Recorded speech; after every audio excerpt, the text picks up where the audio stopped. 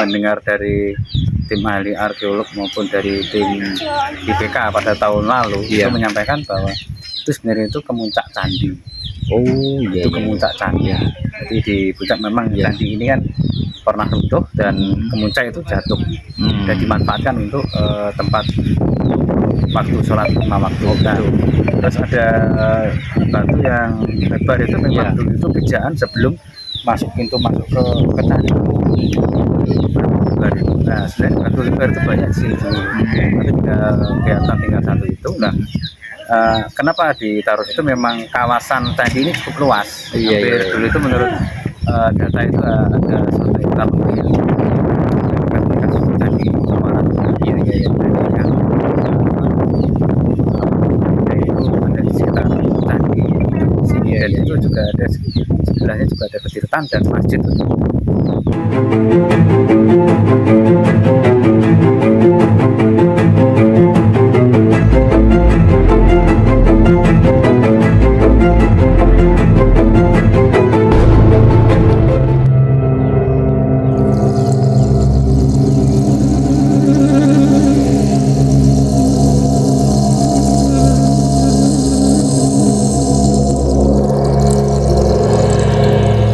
Untuk mengukur waktu jam sholat 5 waktu ya, gitu ya, atau namanya bencet. Gitu ya. Ketika kami mendengar dari tim ahli arkeolog maupun dari tim IPK pada tahun lalu itu menyampaikan bahwa itu sebenarnya itu kemuncak candi. Itu kemuncak candi. Jadi di puncak memang candi ini kan pernah runtuh dan kemuncak itu jatuh dan dimanfaatkan untuk tempat waktu sholat 5 waktu. Nah, terus ada batu yang lebar itu memang dulu itu kejaan sebelum pintu masuk ke candi.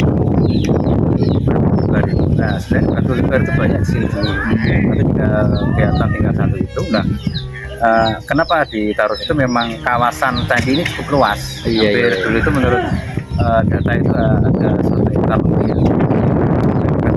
Candi Muara ada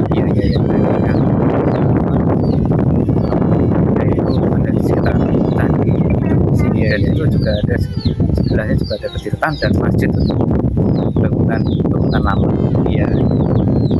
Balai-balai dari Candi Ngetos ini, Mas ya, masjid itu dulunya itu balai-balai atau apa ya, semacam apa ya? Ini kan candi induknya kan Candi Ngetos ini. Lah di sisi baratnya itu yang sekarang jadi masjid itu dulunya itu semacam balai-balai atau pendopo atau apa ya? Ya, kalau sejarawan, arkeolog dan tata letaknya sesuai gambar kuno, itu memang katakan bisa balai-balai, bisa pendopo. Sebabnya candi ini, sekitar candi ini dulu itu luasnya itu kurang lebih ada hampir 2 hektar ya, kawasannya. Jadi wajar kalau candi di sini sampai ke arah barat itu, sampai ke sungai sana. Itu ya cukup luas, dan banyak teman-teman batu bata maupun batu-batu kuno yang ditemukan orang dulu itu akhirnya dijadikan perabotan rumah. Itu salah satu ya. Jadi identitas batu atau 2 batu yang di depan masjid yang sekarang ini memang dulunya itu sebagai kemuncak sebuah bangunan suci atau yang dinamakan sekarang ini Candi Ngetos ini, Mas ya. Jadi itu bukan lingga atau yoni atau bukan ya? Kalau lingga yoni tidak seperti itu. Iya, juga berbeda. Terus batu yang kotak itu tengahnya ada lubangnya atau memang kayak gitu ya kira-kira? Kalau itu sebenarnya gini, ada 2 yang di atas itu kan sudah dicor. Itu sebenarnya nggak boleh sebenarnya. Itu sudah dilarang, sebabnya itu sudah masuk cagar budaya. Betul. Seandainya mungkin ada ketegasan dari petugas itu yang ngecor dulu itu mungkin sudah kena undang-undang cagar budaya. Itu harusnya sudah masuk penjara. Gitu ya. Sebabnya ini kami harapannya masyarakat bisa menyadari banyak batu-batu di sini sudah tercatat. Jika sampai rusak, sampai batu itu hukum yang berjalan. Iya. Bukan kita sudah berkali-kali dulu sudah sampaikan, data-data sudah ada disampaikan dan sosialisasi, dan masalah sini sudah tahu semua. Iya. Khusus untuk batu pinjakan yang di sisi baratnya itu polos ya, nggak ada angka tahunnya di situ, Mas. Polos semuanya. Oh, termasuk candi yang di belakang Mas Haris ini juga nggak ada angka tahun sama sekali ya? Ada sama sekali. Jadi kita sementara ini kita hanya terbatas di Kitab Negara Kertagama dan peran-peran dari ahli ahli itu yang kita dapatkan. Ya.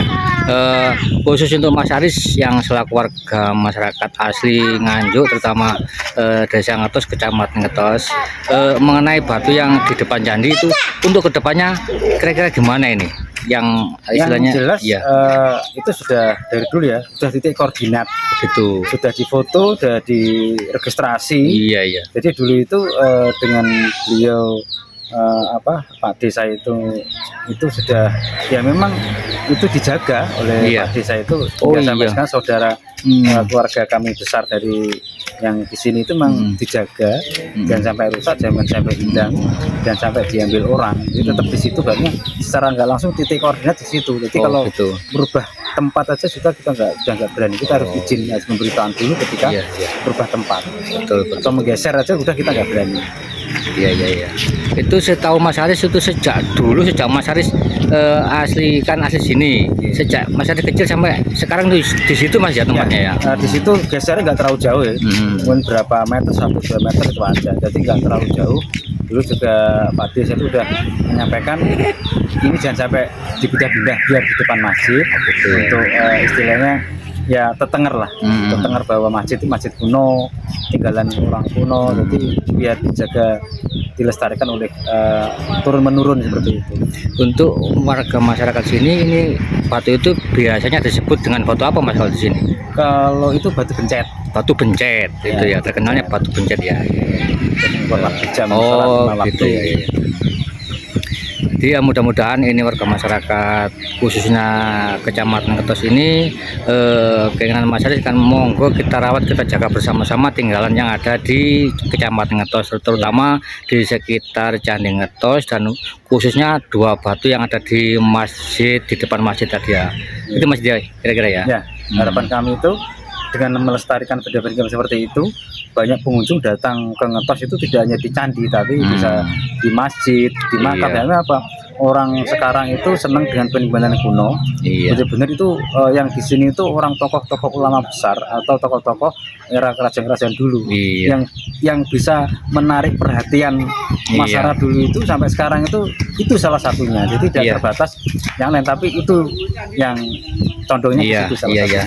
Menyinggung sedikit mengenai sejarah Ngetos ini, sepengetahuan Mas Haris, yang batu yang ada hubungannya dengan candi ini kan dua batu tadi, dan khususnya Candi Ngetos ini itu monggo disenggol sedikit sejarah mengenai candi ini sedikit Mas.